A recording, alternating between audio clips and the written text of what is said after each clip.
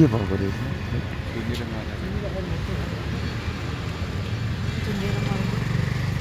देखिँदैन यहाँबाट हेर्नु न ऊ कालो मान्छे मतलब तर हेरिरहेको जस्तो देख्यो ए माथि उभिएको भन्ने त्यही त म पनि हेरेँ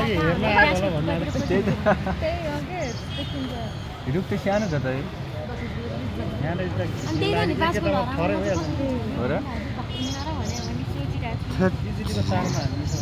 बिजुली तार भए त चट्टै काट्यो होला त्यो छुट्टा